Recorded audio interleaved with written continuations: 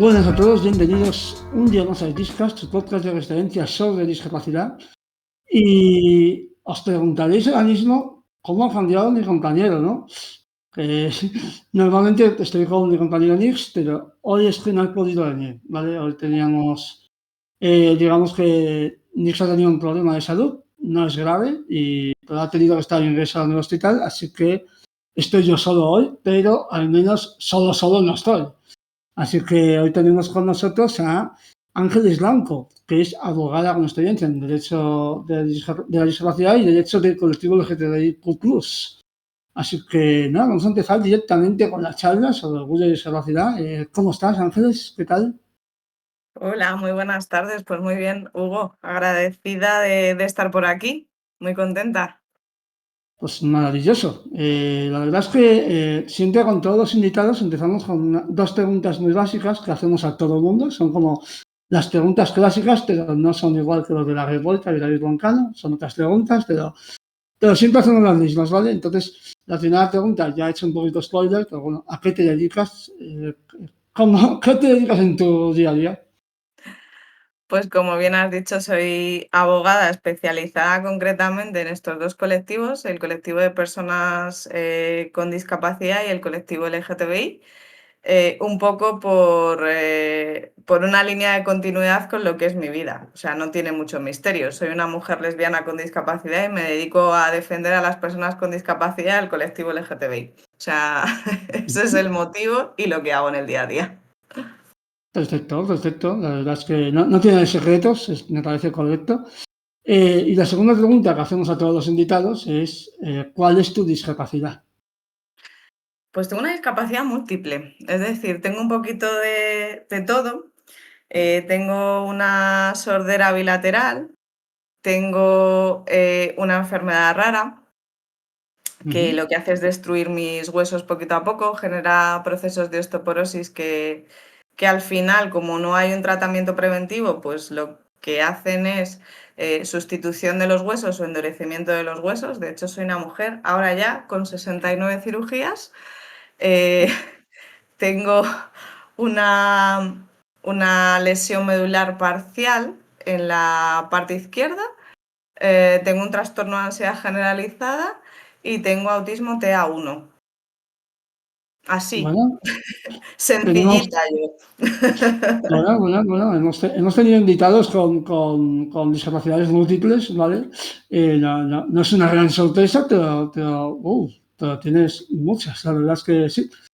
Pero bueno, esto está bien porque la gente, un poco, para que sepa un poco con quién estamos hablando un poco. Así que bueno, ya saben un poquito quién eres, a qué te dedicas, tus discapacidades. Y ahora vamos a ir metiéndonos un poquito en el tema de hoy, para que la gente, pues si la gente no lo sabe, Discas, esto quería dejarlo claro, es un espacio seguro, ¿vale? Para el colectivo LGTBIQ+, siempre va a ser un espacio seguro. Así que hoy vamos a tocar un poco este tema, tener el tema de la relación con la discapacidad, y así un poquito de todo, ¿vale? Y como tenemos a Ángeles aquí con nosotros, pues nos va a explicar un montón de cosas que nosotros, pues, no tenemos mucha idea. Yo, como siempre digo, soy un ignorante y yo estoy aquí para aprender. Así que, para empezar, un poquito una pregunta muy básica es, ¿cómo has vivido el orgullo este año? Bueno, para mí el orgullo este año es muy especial porque es verdad que llevo 4 años yendo al orgullo en pancarta, lo cual pues fue un paso adelante por parte de la Federación Estatal LGTBI, ¿no? Pues porque ponían una persona con discapacidad, además una mujer, que somos más invisibles todavía en el contexto LGTBI, al frente. Pero no contento con esto, cuando me dieron el premio Plumas, yo hice un discurso, Hugo, que les pedía sitio. Y se lo Sí. debí pedir tan asertivamente que me lo dieron, ¿no? Entonces, este año es también el primer orgullo como vocal de delitos de odio, que es el comité ejecutivo de la Federación Estatal LGTBI. Y es que es la primera vez que estamos, una persona con discapacidad en la ejecutiva de la federación, con lo cual para mí es un orgullo especial también porque me voy dando cuenta que a lo largo de estos meses pues hay mucha gente que se está atreviendo a salir del armario en el colectivo de la discapacidad, que es que realmente los armarios estaban cerrados, ¿no? Y esto es algo Sí. correcto. Que me preocupaba sobre todo, pues porque al final hablamos de inclusión mucho en el contexto de la discapacidad, pero si tú ni siquiera puedes ser quien eres, pues yo creo que el resto de inclusión es como que está de más, ¿no? Hay que empezar por la básica, ¿no? Que es poder ser tú mismo o tú misma, ¿no? Entonces de ahí pues Claro. que bueno, lo viva como un orgullo pues muy esperanzador, la verdad. Sí. Yo iba a decirte esto que me alegro mucho que te hayan escuchado, porque creo que es muy importante y me duele un poquito que estemos en 2025 y haya costado tanto. Al menos tener algo de voz. Es decir, ya no digo de tener voz, sino algo, lo cual es bastante triste. Sí, yo creo que las personas con discapacidad, de hecho esto me di cuenta porque, bueno, esto se hace con una votación, tienes que presentar el cargo, etcétera. Y me di cuenta que la federación me decía, no, nosotros dentro del marco de nuestras entidades no tenemos personas con discapacidad. Sí las tienen, pero son Claro. discapacidades muy leves. Entonces lo que pasa es que no salen del armario esas personas de la discapacidad, porque lo que no quieren es el estigma o los estereotipos asociados a la discapacidad. Y por contra, las discapacidades más severas del que no salen es del armario LGTBI. Entonces parecen dos realidades que no terminan de encontrarse, ¿no? Entonces, Claro. estaban, pero efectivamente no tenían un peso en los órganos directivos, ¿no? Ujú. Y no es hasta este momento, lo cual, pues sí, dices, es 2025 y qué triste que sea tan tarde, pero por otro lado, en esto yo siempre pienso que hay que ver el vaso o medio lleno o medio vacío. Y yo no sé Sí, tú, Hugo, pero yo prefiero verlo medio lleno, porque si no es tantas las realidades que nos atraviesan, las discriminaciones y violencias, que al menos a mí me sería muy complicado seguir adelante también trabajando como abogada. O sea que lo veo claro. medio lleno, pero sí que recojo esa parte de 2025, que es Sí, así. sí, sí. No, yo también soy optimista, ¿vale? Soy positivo, más que optimista, soy positivo y me parece que es una buena noticia, es decir, aunque haya dicho que sea triste, es una buena noticia que tengamos representación. Pero bueno, en fin, voy a hacerte otra pregunta muy directa. ¿Y el orgullo es accesible? ¿Está adaptado a personas con discapacidad? Pues te diría que completamente no, pero que sí que te Mm, van a sorprender la cantidad de medidas que hay este año, ¿vale? ujú, Por primera vez el MADO, que ya sabes que son varios escenarios, el de Sol, el de Plaza Reinas, el de Plaza sí, España, luego está Colón. Bueno, pues los escenarios todos tienen plataforma para personas con discapacidad este ujú, año, por primera ujú, vez. Luego, este año también por primera vez hay el manifiesto que se lee, está adaptado a lectura fácil, ¿vale?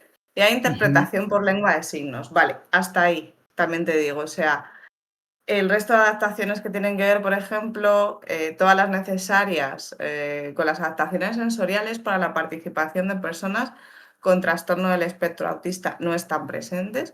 Las adaptaciones para personas con discapacidad visual tampoco están presentes.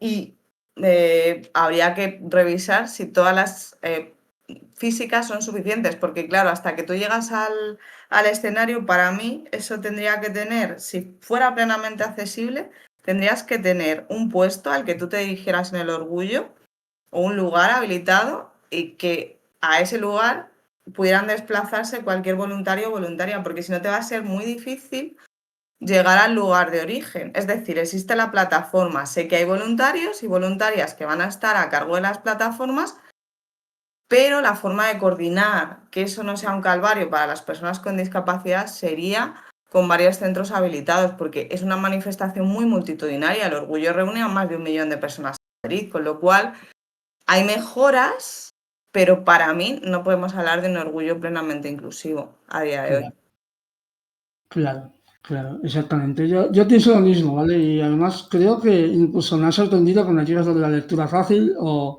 de una lengua de signos, porque creo que esto es algo que no se ha hecho hasta hace nada, bueno, hasta este año seguramente, lo cual al menos es un avance.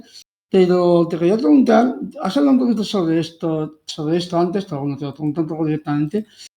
Eh, ¿Qué nos pasa? O sea, ¿por qué no contamos para el orgullo? ¿O por qué contamos tan poco para el orgullo? O sea, ahora mismo estás Es cierto que te han elegido a ti, que es cierto que hay algo de representación, pero nos falta un poco de, o sea, nos falta mucha más representación. Y me duele en todo porque somos, o sea, no del orgullo, sino en general, personas con discapacidad en España somos un 10% de la población. Somos muchísimas, por lo tanto, es muy evidente que hay mucha gente del colectivo LGTBIQ+ que tiene discapacidad. Y el tema es que no contamos. Yo tengo una teoría muy rápida que te la voy a contar y ya te dejo hablar a ti. Y es que creo que las personas con discapacidad, mucha gente no nos trata como personas. Por lo tanto, no piensan que tengamos, por ejemplo, relaciones sexuales. O no piensan que tengamos, que podamos ser lesbianas, podamos ser trans. No piensan todo esto. Por lo tanto, por eso no contamos, porque no contamos como colectivo. No contamos como seres humanos, por lo tanto no estamos dentro de este orgullo, aunque es cierto que todos se están haciendo cosas. Así que nada, esta es la reflexión que te dejo. ¿Tú qué piensas de todo esto? Pues voy a ser más dura todavía que tú. Adelante. A ver, yo lo que creo, efectivamente, los tiros van por donde indicas. O sea, yo creo que las personas con discapacidad, para nosotras todavía hay como un itinerario muy marcado de vida, ¿no? Que es, vas al cole, no sabemos si de inclusión o si especial o si específico, vas al cole, después vas al centro de día, después el ocupacional y como mucho el centro especial de empleo. Piensa que solo un 1,5% de las personas con discapacidad estamos trabajando en el mercado ordinario. Es que es muy poco, ¿vale? Sí, Entonces, hay ese itinerario marcado y en ese itinerario marcado las definiciones más claras de persona no están. No se mira de frente la sexualidad en general de las personas con discapacidad. No se mira. Es como algo a lo que me tengo que tapar los ojos. Y es más, cuando se mira siempre desde una postura totalmente desnaturalizada, ¿no? Que es la de la hipersexualización o la sexualidad, esa idea de niños y niñas eternas. De hecho, cuando yo empecé a abrir los melones de la sexualidad en mi trabajo como abogada, que era así como abogada, bueno, pues sí, porque hay que aclararles a los profesionales cómo se prestan los consentimientos cuando hay discapacidad intelectual asociada a una discapacidad, porque puede ser un consentimiento perfectamente libre y sobre todo porque o lo presta la persona, desde luego que lo preste el padre o la madre me da exactamente igual porque no es válido, ¿no? Entonces, em, yo en todos esos contextos lo que me daba cuenta es que de acaso las preguntas que surgían tenían que ver con una línea de ir al final de todo el escalafón y empezar a hablar de asistencia sexual o empezar a hablar... no, bueno, necesitamos normalizar las relaciones sexoafectivas de las personas con discapacidad y hay que hacer un camino como mucho más complejo. Primero me tengo que querer a mi propio cuerpo, tengo que aceptarme como soy, porque si no me acepto como soy y no digo, ojo, pues a pesar de este cuerpo enfermo que yo tengo, y lo digo en primera persona totalmente, a mí misma me ha pasado, pues si no hago ese ejercicio de aceptarme, al final me voy a conformar con lo que venga, porque bastante es que me quiere, ¿no? Con lo cual no voy a tener relaciones sanas. Y si eso sucede en el marco hetero totalmente, pues ya cuando nos adentramos en la diversidad sexual es como si fuera una especie de ciencia ficción, ¿no? claro. De hecho, no hay nada más que pensar en los centros de personas con discapacidad. Todavía a día de hoy siguen segregados hombres y mujeres. Claro. Sí, Y si yo soy lesbiana, eso es un paradigma absolutamente heteronormativo. Si yo soy lesbiana, ¿a mí dónde me colocas? Si yo soy claro. gay, ¿a mí dónde me colocas? ¿Y eso qué hace? Primero, obvia una realidad. Sí, Segundo, de darse la complejiza muchísimo porque las propias personas con discapacidad muchas veces no quieren salir del armario porque ¿qué va a pensar mi compañero o mi compañera de habitación? A partir de este momento se va a pensar que le estoy mirando constantemente en todo momento, todo lo va a sexualizar, cosa que nos sí, pasa a las personas LGTBI y yo no me atrevo a salir del armario, ¿no? Entonces, nuestras relaciones en general no están nada naturalizadas y si encima es en la diversidad sexual, hay compañeras y compañeras que me decían, o compañeros y compañeras que me decían, Ángeles, ¿y dónde ligo? mm, ¿Y qué es tan heavy como eso? ¿No? ¿Dónde ligo si tengo una discapacidad? y además pertenezco al colectivo. ¿Cómo me relaciono? ¿Lo digo dentro de casa? ¿No lo digo? ¿Me toca la familia homófoba? ¿Me toca la familia transfoba? ¿Me van a dejar seguir para adelante? Sí, no. Y más que la familia, que también los propios profesionales y profesionales de los centros, porque muchas veces la familia es desde el amor, pero si yo la convenzo, ¿no? Y le hago entender y le hago ver que esto a la persona con discapacidad le hace feliz, es una barrera más fácil de salvar. Muchas veces son las barreras profesionales de esto se ha hecho toda la vida así, yo no lo quiero cambiar, y entonces, pues, no dejamos que la persona realmente tome las riendas de la vida, porque significa que entonces es la organización la que se tiene que adaptar a la persona, ¿no? Y tengo que Sí, cambiar muchas cosas y me da mucha pereza. Entonces, la realidad es esta y por eso pasa esto, ¿no? sí, Entonces, para mí son dos fenómenos. Por un lado, el que se da dentro de las personas que están institucionalizadas o que están dentro de las organizaciones de la discapacidad, que tienen todas estas barreras, y luego las que viven las personas que están dentro de los colectivos LGTBI, que son percibidas como el bicho raro. ¿M? Este ujú, no sé qué pasa, pero yo no me acerco mucho porque no hay algo que me chirría de esta persona y que realmente yo muchas veces les digo, eso que estáis diciendo de bichos raros, digo, yo soy también un bicho raro, ¿no? sí, Probablemente. ¿Y qué ocurre? Pues que probablemente sean la mayoría de las personas a las que estoy refiriendo de esa manera, sean personas con discapacidad con las que no se estáis sabiendo comunicar en la misma página. Entonces, al final, unas porque no se atreven a salir de del armario de la discapacidad y otras porque no salen del armario LGTBI, pero el caso es que está irresuelto y es una sí, tensión que sigue ahí. Entonces, yo te diría que incluso el colectivo LGTBI con discapacidad puede ser mayor que el colectivo LGTBI. Es decir, hablabas de un 20%, que es sí, normalmente el número de personas, sobre todo en las jóvenes, bueno, que se identifican como parte del colectivo LGTBI. Yo haría una reflexión. Si, por ejemplo, nos vamos a todas las personas neurodivergentes, para las personas neurodivergentes, lo normal es ser LGTBI. Y luego ya si eso sí, vemos si eres hetero, ¿vale? ujú, Entonces, yo te diría que esto no está lo suficientemente estudiado, ujú, que no sé qué pasa, pero es una hipótesis observacional, pero yo te diría que en la discapacidad hay más personas que se identifican con el sí. colectivo, de hecho. Sí, es curioso todo esto que dices porque me estoy acordando de una cosa que pasó el año pasado. No sé si lo sabes tú. No voy a dar muchos nombres de asociaciones porque tampoco quiero atacar demasiado, pero hay una asociación muy famosa que hizo una charla sobre el colectivo LGTBI y la discapacidad, donde invitó a esto es real, a una persona artificial hecha con IA para que fingiese que era una persona con discapacidad dentro del colectivo LGTBI. Lo cual hubo mucha polémica porque mucha gente con discapacidad dijo, oye, no encontráis a nadie o no queréis traer a nadie.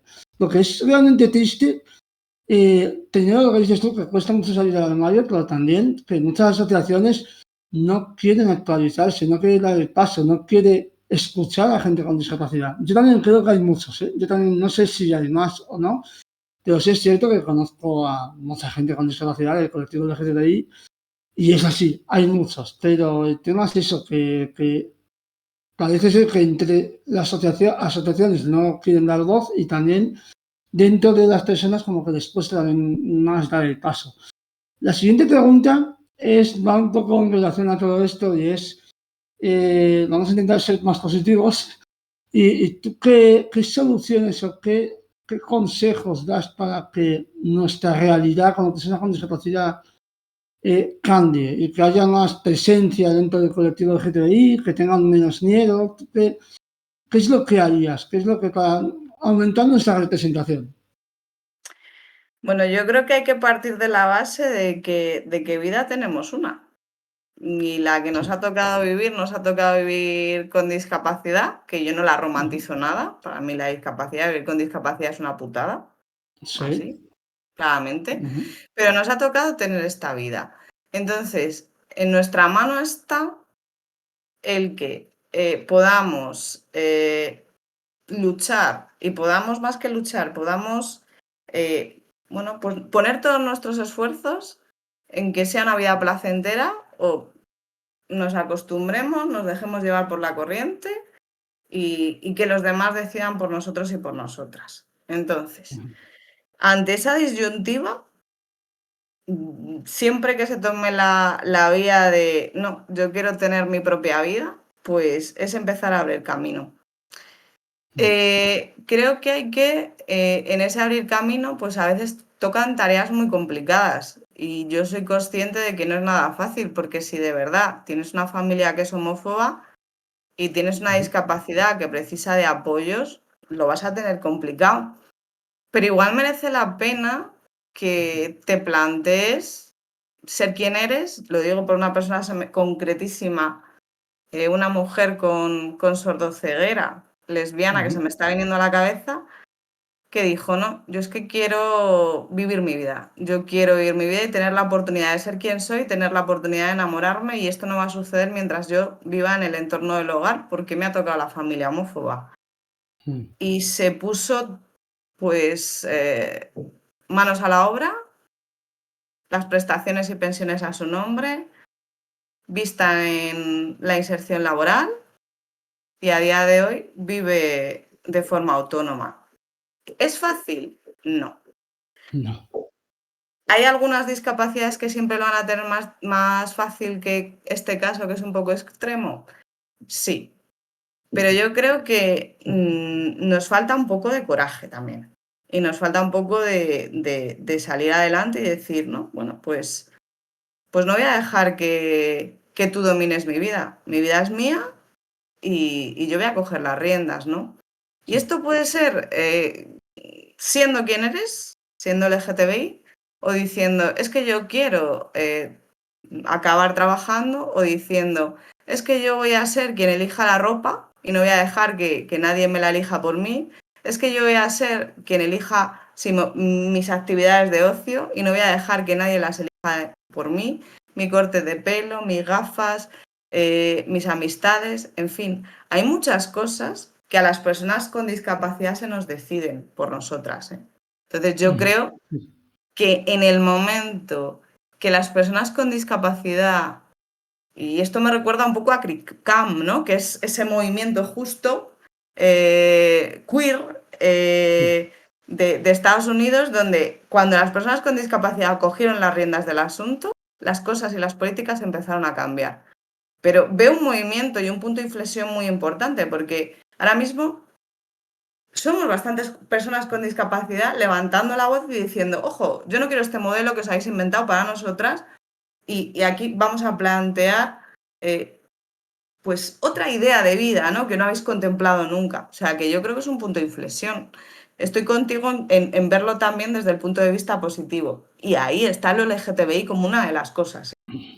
Sí, estoy muy de acuerdo con todo lo que has dicho y yo siempre digo que hay que hacer cosas desde el colectivo, ya sea colectivo DISCA, colectivo LGTBI. Creo que está muy bien lo que dices de que hay que tener iniciativa, tener coraje, pero también es cierto que hay que buscar también esos espacios, ¿no?, seguros dentro del colectivo, por ejemplo, para que nos empujen también a hacer cosas. Pero bueno, pero sí, estoy muy de acuerdo en que es necesario que haya más coraje y que la gente tenga más iniciativa dentro del colectivo. Pero bueno.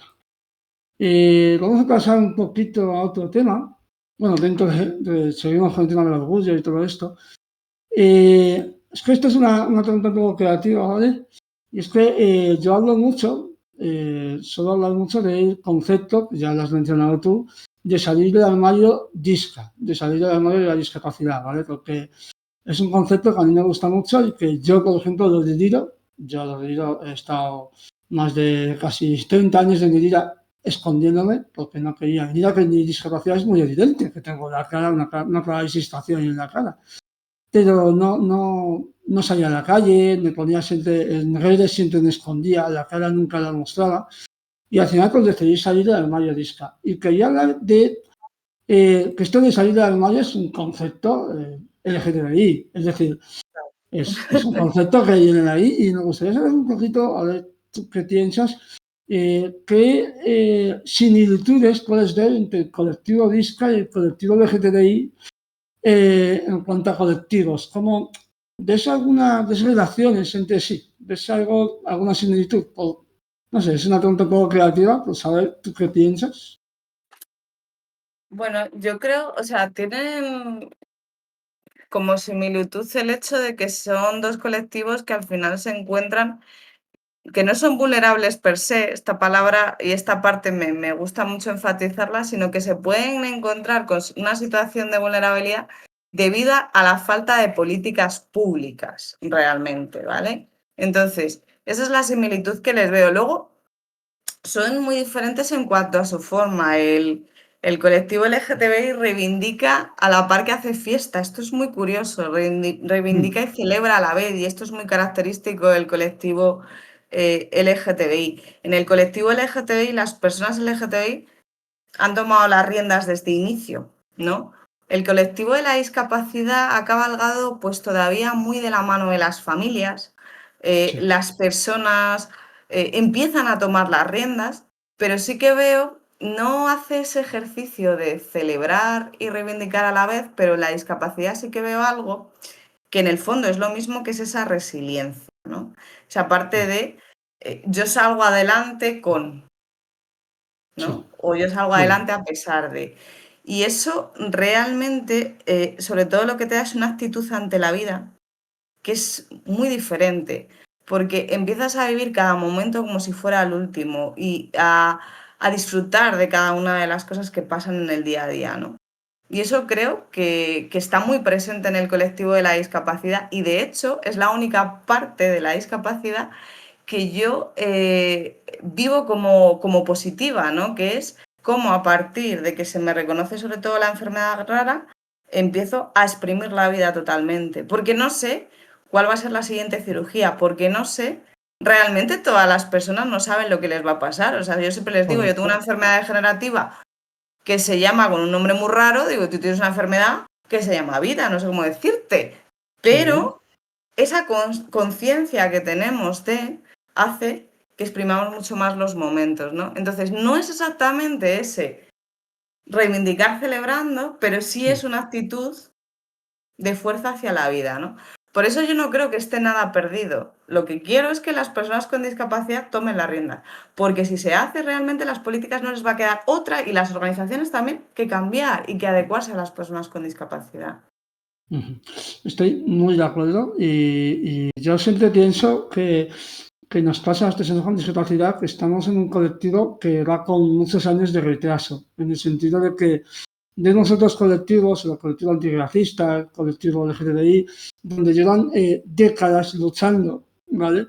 Y las personas con discapacidad estamos como en una etapa de comienzo, por así decirlo. Yo insisto mucho en la palabra colectivo, porque me fastidia mucho cuando se individualiza el tema. Yo no quiero individualizar, somos un colectivo. Y además, me pasa con el colectivo LGTBI que veo una discriminación y digo, es que yo también sufro discriminación como persona con discapacidad. Y tengo un paralelismo, veo esa parte de rechazo y al final que lo que nos pasa a todos los colectivos discriminados, ¿no? Que tenemos que luchar, pues como dices tú, tirar delante de la vida a pesar de cosas que incluso la sociedad nos ha impuesto, porque muchas veces tampoco hay un sufrimiento por ser gay o no hay un sufrimiento en el caso de que hay discapacidades que no son sufridas, hay otras que sí, hay discapacidades de todo tipo, por ejemplo la mía no es sufrida a nivel físico, tengo una parálisis facial, pero de nacimiento y yo no sufro a nivel médico. Yo tengo esto en la cara y ni sufrimiento ni discriminación, es mi único sufrimiento.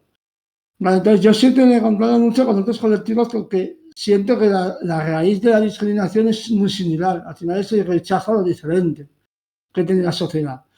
Pero bueno, en fin, que me parece muy interesante lo que has dicho. La verdad es que no había escuchado esta parte de luchar a pesar de que me lo voy a quedar yo, o sea que lo siento mucho, pero para la cultura me gusta muchísimo, así que seguramente hable mucho de esto. Te mencionaré.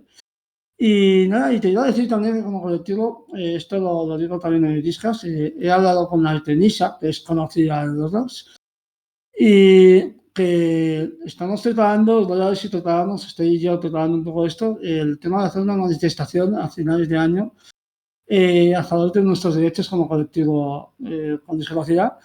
Lo dejo ahí, pero estamos en ello. En septiembre empezamos a organizar, así que a lo mejor te llamamos. Sí, yo creo que nos unamos, que es lo que tú estás diciendo, del Sí, sentido colectivo es muy importante, sí, porque el hecho de que no haya habido presencia de personas con discapacidad dirigiendo todo esto ha hecho que aquellas que tenemos una idea diferente de ese modelo único que decía antes, nos sintamos a veces como locas chillando en el desierto y como si sí, estuviéramos solas. Y realmente no es así. Realmente la mayor parte del colectivo de la discapacidad, el colectivo de DISCA, la idea que tiene es inclusiva total. Entonces, es cuestión de que nos organicemos, de que generemos comunidad y de que generemos colectivo, ¿eh? O sea, que más sí, que apuntada a la fecha, entonces, bueno, la fecha cuando la terminéis, pero la iniciativa ya por lo sí, sí, pronto sí. sí. La fecha 3 de diciembre, tenemos pensado, 3 de Ah, el día de la diciembre. discapacidad. Vale. Claro, es un día ideal, pues. Pero bueno, este es un proyecto que tengo en la cabeza y que he metido a más gente, así que nada, te meto a ti también, así que ya iré hablando en septiembre y nada, seguimos con la entrevista, con la charla. Vamos a pasar un poquito a tu lado ya más de abogada, más de derecho, un poco para aprender un poco sobre estos temas, porque yo soy un negado del derecho, lo siento, soy un ignorante, así que estoy aquí para aprender y te voy a hacer unas preguntas un poquito, digamos, básicas, ¿vale? La primera es un poco para que la gente sepa, ¿te encuentras o hay muchos delitos de odio a personas con discapacidad? Pues los delitos de odio a personas con discapacidad crecieron, no sé si fue un 160% en el año 23. Uf, Y ha habido en los últimos repertorios de jurisprudencia que yo los analizo de delitos de odio, dos de las sentencias más importantes lo son contra personas con discapacidad, ¿eh? Sí que ujú, los hay. Son delitos que muchas veces se silencian. En general, los delitos de odio se silencian bastante porque al final es un atentado tan fuerte contra tu dignidad como persona que te deja una huella muy grande, ¿no? Y suele haber mucha falta de, mucha infradenuncia detrás de los delitos de odio. Un poco en el caso de las personas con discapacidad se viene replicando lo mismo, pero existen. Existen y ujú, ya te digo que hubo un incremento exponencial después de la pandemia. Y empieza a haber, porque empieza a darse algunos ataques ya más directos al colectivo de la discapacidad. Hoy me mandaban, ¿no? Cómo en otros países, con esta ola reaccionaria de ultraderecha, ha comenzado a plantearse un recorte y un querernos meter en casa otra vez a las personas con mm, discapacidad. Y cómo en España la formación que tenemos aquí sale en una defensa a ultranza de los centros de educación especial, ¿no? O uf, sea, quiero sí, decir, sí, es sí, esa vuelta a la segregación, ojo, sí, y al final es que todo lo que tenga que ver con los movimientos de ultraderecha y la ola reaccionaria es que no tenemos que dejar de lado que en el momento del Holocausto nosotros también estábamos ahí para ser, nuestras vidas no valían la pena y había que también pues darnos el garrote vil. Quiero decir que no solo era el colectivo LGTBI, ¿no? Que esa es otra de las ujú, cosas que cuando son colectivos discriminados y violentados existe, ¿no? Entonces comienza a haber circunstancias en donde se está poniendo en tela de juicio a las personas con discapacidad, ¿no? ujú. Sí, sí. Sí, sí, sí. Nada, y bueno, vamos a hablar del delito de odio. Voy a hacerte la pregunta de alumno de primer año de carrera que no tiene ni idea de nada. ¿Qué es un delito de odio? ¿Cómo, hasta qué punto puedes denunciar un delito de odio? Esta es la mejor pregunta, ¿sabes por qué? Porque realmente mucha gente sigue hablando de los delitos de odio sin saber la diferencia entre un delito de odio. Voy a poner un ejemplo práctico. Ujú, Imaginemos, Hugo, que yo tengo una botella de cristal, que no la tengo porque se me ha olvidado porque he venido demasiado acelerada, y yo te la lanzo porque eres un hombre con discapacidad, ¿vale? Imaginemos que estamos en persona y no hay una pantalla, ¿vale? Ujú. Yo te la lanzo y mi objetivo es darte, y mi motivación por lanzarte esta botella es porque yo tengo una animadversión, yo no tolero a personas como tú que tienen discapacidad. Realmente el delito está en lanzarte esa botella con esa motivación. Si además te doy, habrá Ujú. unas lesiones. Entonces tendremos dos delitos, Sí. el delito de odio y las lesiones. Pero el delito de odio no exige un resultado, es un atentado contra tu persona, tu Ujú. integridad personal, tu integridad psicológica, tu integridad a nivel de bienes materiales, ¿vale? Sí. Que, por ejemplo, no te lanzo a ti la botella, te la lanzo a tu ventana y te la rompo porque es tu ventana y porque tienes discapacidad y rompo tu ventana o te hago una pintada, ¿vale? Ujú. Esto es el delito de odio. La motivación es que yo hago eso y no exige un resultado. Si yo no te doy, sigue habiendo delito de odio. Y si te Ujú. doy, habrá dos delitos acumulados. El delito de odio más las lesiones. El delito de odio más, como en el caso de Samuel, que este sí que se conoce, el resultado de un Sí. asesinato, ¿vale? Ujú. El delito de odio más la rotura de la ventana, ¿vale? Con los daños, en este caso, materiales. Pero lo Ujú. importante de los delitos de odio es que no exigen que yo te dé con la botella, que lo que vienen a proteger es un bien inmaterial que es muchísimo mayor, que es el respeto a la diversidad humana. Es un principio de paz democrática, ¿vale? Entonces, ese es el delito de odio y eso ya está castigado suficientemente. Los hay, Ujú. delitos de odio leves, como van a ser todos los discursos de odio, ¿vale? Ah. Esos insultos en redes sociales, ¿vale? Esos son discursos de odio y son delitos de odio penados por el Código Penal. Y luego va a haber delitos de odio agravados, ¿no? Los agravados normalmente es, pues porque, por ejemplo, no sé si esta noticia te va a sonar, pero cuando hubo el virus de la viruela del mono, ¿vale? Ujú. Es un virus que se le atribuyó al colectivo LGTBI, en concreto a los gays, ¿vale? Sí. Es un virus relativamente reciente del contexto de la pandemia, etcétera, y hubo un partido político que Ujú. hizo un panfleto explicando por qué eso era un virus que habían traído los gays, ¿vale? Pues eso es Me un delito acuerdo. de odio contra el colectivo, porque ¿qué está provocando? No solo ya, el objetivo de los delitos de odio no es ya amedrentarte a ti, Hugo, por ser Hugo, sino que si Sí. yo te amedrento a ti, lo que consigo es que otras personas con discapacidad tomen nota de lo peligroso que es ser visible, de lo peligroso que es hacer un podcast y por tanto digan, pues no voy a salir del armario de la discapacidad. Bueno, el objetivo, por tanto, es arrancar de la ciudad, el estatus de ciudadanía a esos Sí. colectivos en situación de vulnerabilidad.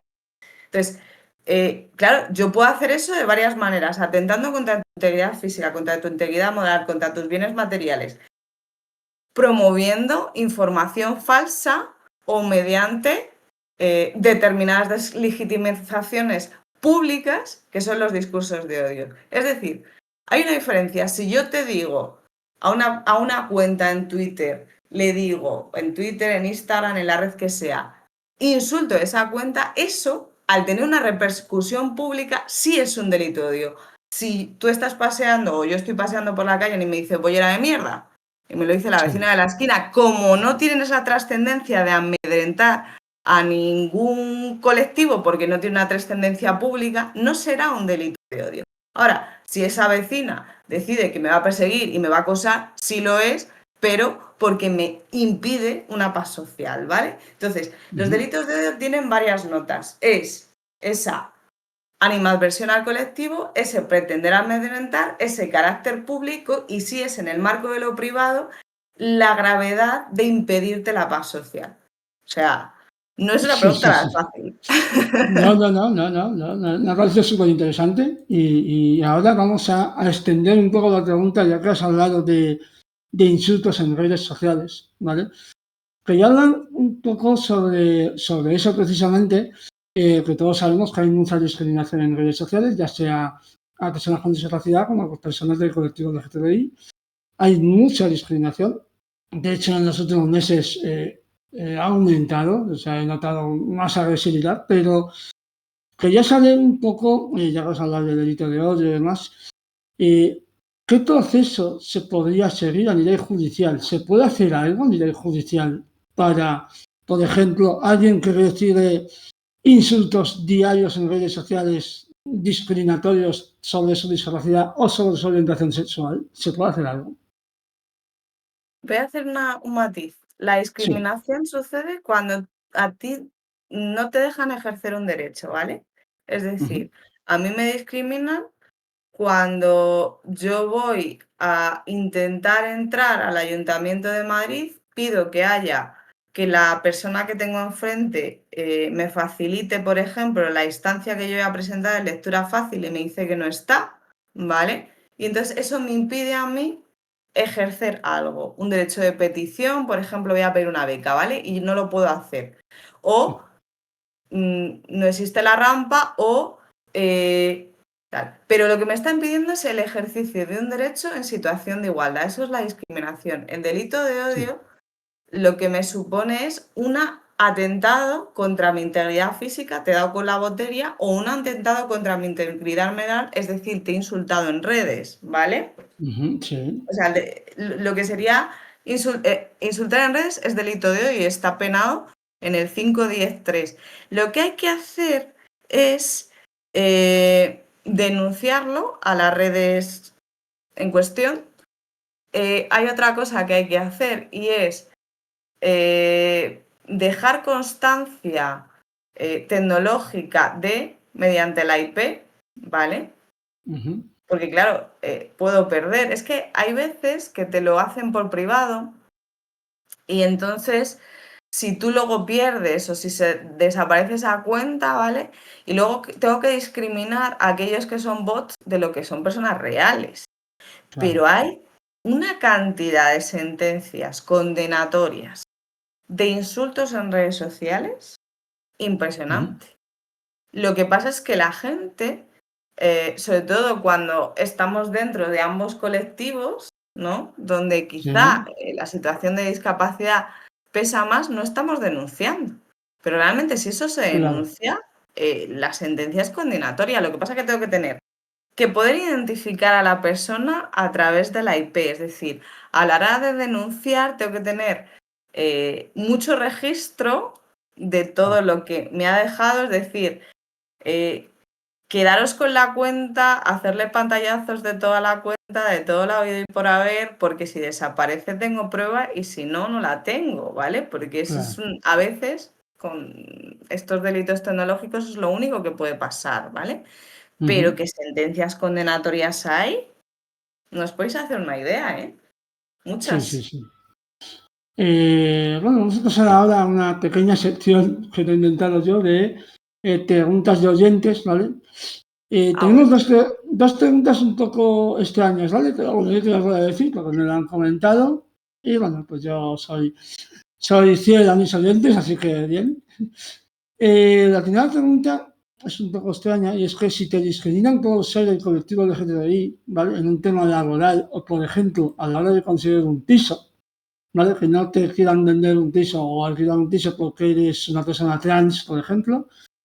Me pregunta esta persona si en un juicio puedes usar tu discapacidad para aumentar el delito de odio. Si es que me parece un poco mentir, pero no sé muy bien. Uf, A ver, habría que ver, porque claro, yo puedo agravar, esto va por el agravante de sí. discapacidad, pero es que, quiero decir, los agravantes en sí no se acumulan. Es Ujú, decir, dentro del 22.4, que es el agravante, el que tiene todos los agravantes, donde está la discapacidad, está la orientación sexual, la identidad de género, la etnia, el origen migrante, etcétera, ¿vale? ujú, No es que agrave por discapacidad un poquito y otro poquito por sí. LGTBI, quiero decir, agrava o no agrava. Es decir, no me Ajá. haría falta utilizar dos motivos para agravar la pena. El problema que Entiendo. suele haber detrás de todo esto, que además es un supuesto bastante común, es que es muy difícil probar que a mí me han discriminado por ser una persona Claro, trans, claro. ¿vale? Porque claro, ¿tengo yo algún documento de ello? Claro. Porque lo que yo no puedo ir es aperturar un procedimiento sin garantías, no puedo ir mi palabra contra la tuya, ¿no? Es Claro. decir, Ujú. tenía ya me han dado la visita, señalizado el piso de alquiler, manifiesto orientación sexual o identidad de género y entonces echan para atrás. Ujú. Sí, sí, sí, lo entiendo. Y lo tengo por escrito. Y si no lo tengo por escrito, tengo algún tipo, ojo con las grabaciones, lo voy a decir, pero luego voy a explicar cómo se hacen, porque las grabaciones solo se pueden presentar en juicio cuando es una conversación entre dos personas. Porque si Ujú. es una conversación entre más de dos personas, requeriría que yo pidiera permiso para grabar. Si es entre dos, no, porque se entiende que la persona ya me está dando permiso porque es una conversación de tú a tú, ¿vale? Pero tengo grabación de tal circunstancia. ¿Hasta qué punto puedo acotar indiciariamente, ¿vale? Porque si es indiciariamente, tendría que ser bastante buenos los indicios que yo tuviera como para que esto saliera bien, ¿vale? Sí.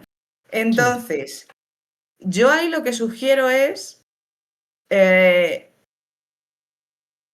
sobre todo, o lo que he hecho alguna que otra vez, ha sido volverme a poner de otro lado con, desde otro correo, tal, con la persona y preguntarle si tienen algún problema con respecto al alquiler para personas LGTBI, ¿vale? Ujú.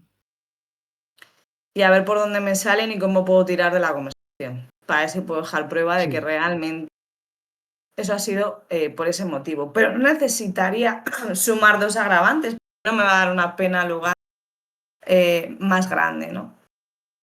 Sí, vale, vale, vale. Me ha dicho, la persona que me ha hecho la pregunta, me ha dicho que se ha malinterpretado, o sea, que pido perdón si es así, Ah, vale. pero bueno, que a lo mejor no es como te lo he explicado, pero bueno, intentaremos la próxima vez, le haré mejor la pregunta, ¿vale? Esta otra pregunta que tenemos de otro oyente, bueno, de compañero mío, es bastante sencillita. Si has tenido algún caso de alguien con discapacidad que le hayan denegado una silla de ruedas, por ejemplo, o alguna herramienta accesible. Y si eso se puede denunciar y cómo se llevaría este tema. Sí, no muy lejano, yo misma. Eh, a mí me denegaron, por ejemplo, la silla de ruedas eléctrica sobre la base de que aunque tengo 69 cirugías, consideraban que tenía que lesionarme antes para darme la eléctrica. Ujú, mm. Uf, Complejo. sí. Yo, mira, no lo he contado nunca en la vida, ¿eh? O sea, lo acabo de decir ahora en tu directo, Hugo. Yo en ese momento lo que decidí fue, también os digo, esto es una técnica que soy peor abogada para mí misma que para el resto. Para Ya, mí, muchas veces lo que hago es elegir las batallas que decido pelear, porque es agotador. Y esto es un sí, consejo que también doy, ¿vale? sí. Pero aquí lo que hay que plantear es la relación directa, o sea, la vía para llevarlo a nivel judicial y todo se puede judicializar, aunque ojo, yo hago un trabajo siempre muy previo que es tratar de llegar a acuerdos extrajudiciales o tratar de apurar la vía administrativa, porque muchas veces hay muchas cosas que se consiguen sin ir a juicio, haciendo buenos recursos en la vía administrativa, y este, por ejemplo, podría ser uno de los casos. Lo que hay que vincular es esa prescripción, cuánto necesaria es para el déficit que tú tienes, ¿no? Para tu situación de Ujú, discapacidad.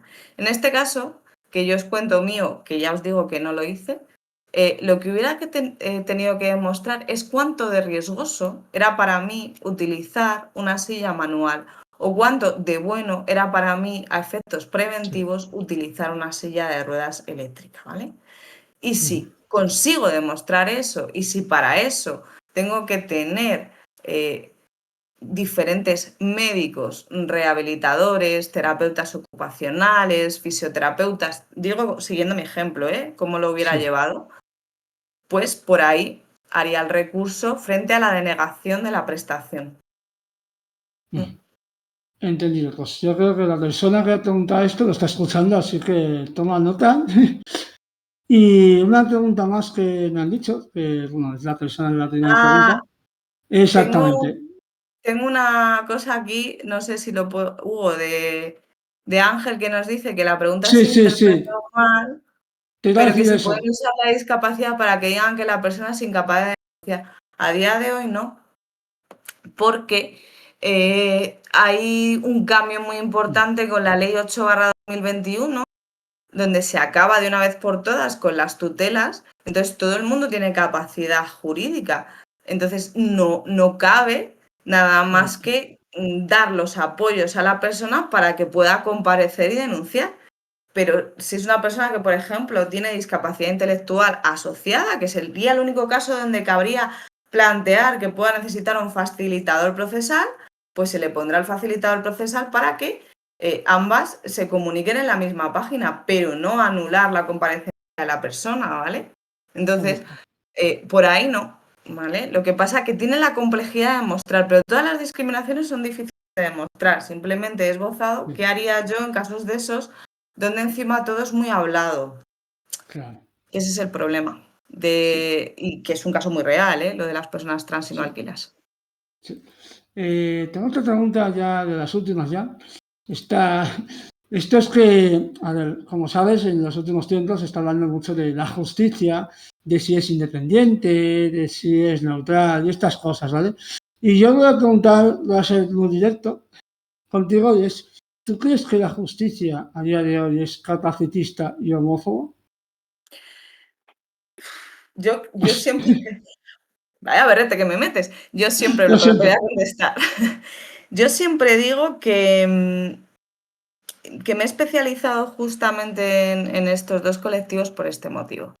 La justicia es capacitista y es LGTBI-fóbica. Entonces, yo muchas veces en las estrategias que tengo ante los tribunales es algo que digo, yo tengo, la vista es un teatro, donde actúan una serie de personas que son fiscalía, judicatura, las dos abogacías si hubiera otra contraparte, y yo tengo que desvirtuar algo que sé que el juzgado va a pensar de ti cuando te vea. Y es que va a poner el foco en tu discapacidad, especialmente cuando es una discapacidad donde hay grandes necesidades de apoyo, como pueda ser pues, una discapacidad intelectual, un autismo, una sordoceguera, una parálisis cerebral, ¿vale?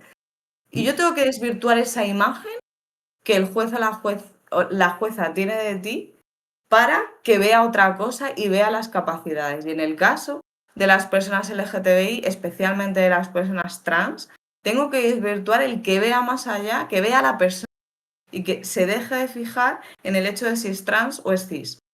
Pero esto es una realidad.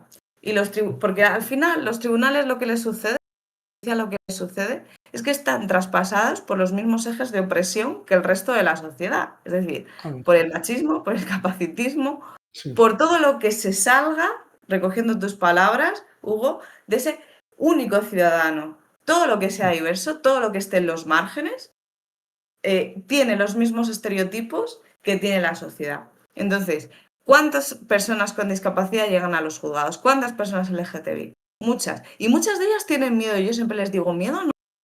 Vamos con todas las garantías, porque legislación hay.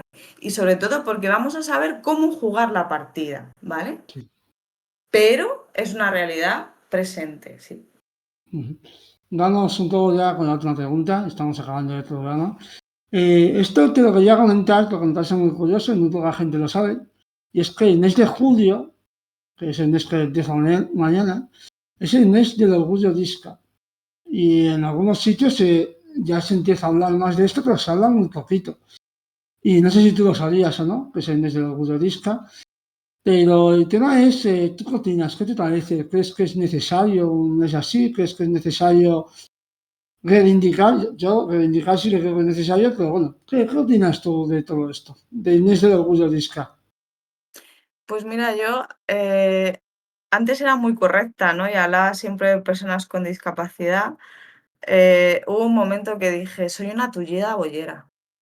¿Y por qué? porque con la misma reapropiación que hace el colectivo LGTBI acerca de bollera, maricón, etcétera, esto parte un poco de la misma lógica, ¿no? De reapropiarse de un término, de un estereotipo que a priori es malo, darle la vuelta y decir, no, nos queremos así y nos queremos bien, ¿no? Entonces, entiendo la reivindicación y a mí particularmente me gusta, pero porque todo lo que es subversivo creo que además es necesario, ¿no? Para cambiar un poco el imaginario social. Luego habrá cosas que compartiremos o no compartiremos, pero por lo menos hay gente moviéndose así. Para mí eso es muy importante. Correcto. Yo pienso un poco parecido. Yo no soy, como has dicho tú al principio, yo estoy igual. Yo no romantizo la discapacidad. No creo siempre digo que la discapacidad es una limitación. Y es así, hay que decirlo más veces, es una limitación. No pasa nada por ello. Y creo que lo que hay que hacer más es normalizar y reivindicar nuestros derechos, ¿vale? Que es un poco que se nos trate por igual, ¿vale? Que se nos respeten nuestros derechos humanos, porque somos seres humanos, no tiene mucho más misterio, ¿vale? Entonces yo quería hablar un poco de este tema del mes del orgullo disca, quería hablar de ello porque creo que es necesario, sobre todo a nivel de reivindicar derechos, más que sentirse orgulloso por tener una discapacidad. Creo que no es ese, supongo que tampoco es el objetivo del orgullo LGTBI, es decir, digamos que es más reivindicación de derechos, el aceptarse como eres, la normalización, más que el hecho de la romantización en sí. Pero bueno, el tema es que quería sacar este tema ya como para acabar un poco, para juntar un poco ambos mundos. Y nada, y quería un poco preguntarte qué tal, cómo te has sentido en la entrevista. Pues se me ha pasado volada. O sea, es una entrevista de una hora, pero yo he estado la mar de a gusto.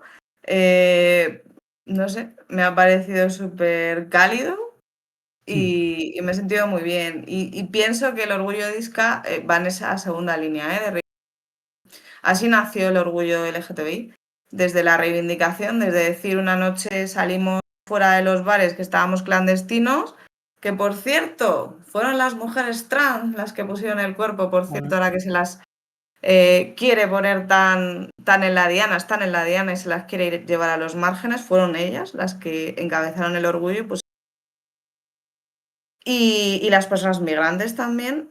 Y el orgullo disca viene un poco de este mismo razonamiento, con lo cual, desde ahí, por supuesto, reivindicar derechos para la igualdad. No es tanto estoy orgulloso de tener discapacidad, no. Si no estoy aquí, mírame y dame lo que necesite para estar en posición de igualdad, ¿no? correcto. Pero vamos, que Hugo, me he sentido súper bien, Mm, encantada de haber pasado este tiempo contigo, de haber dialogado de esta manera tan cercana y mm. nada, sabiendo que cada vez me voy encontrando con más gente con discapacidad, que estamos en esta misma línea y es algo que no sé, me hace sentir que se puede, no sé a ti. Sí, sí, se puede, se puede. Yo me paso el día luchando y creo que hay resultados positivos. Creo que sí que hay resultados positivos, que es lento, es cierto que es lento, que cuesta mucho luchar por derechos, sobre todo cuando se pisotean diariamente, pero aún así creo que hay un poco de optimismo. Creo que yo soy optimista y creo que cada vez somos más las voces con discapacidad que no queremos callar y que no nos van a callar. Así que nada, poco más que decir. Quería decir a toda la gente que nos está escuchando que el Discast vamos a tener un pequeño descanso de verano, ¿vale? Y llevamos ya un año con el programa a tope, así que vamos a estar un par de meses. Tendremos un especial verano, por supuesto, que invitaremos a gente en un especial verano hablando de vacaciones y de discapacidad. Pero eso, volveremos en septiembre ya con energías renovadas y con además nuevos colaboradores y colaboradoras. Y por supuesto, Ángeles, estás invitada, por supuesto, para próximos programas. Acudiremos a ti en temas de derecho y en temas de colectivo LGTBI. Así que nada, tenemos ya, él es nuestro nuevo fichaje, así que ha sido un placer enorme y como ya sabéis todos que podéis seguirnos en Xbox, en Spotify, en YouTube. Y eso, todos los lunes a las 7, cuando volvamos de vacaciones, estaremos aquí a hablar de discapacidad y de nuestra vida en general, porque aunque a la gente les moleste, existimos y vamos a seguir existiendo. Así que nada, poco más que decir y nos vemos. Un placer. Hasta luego.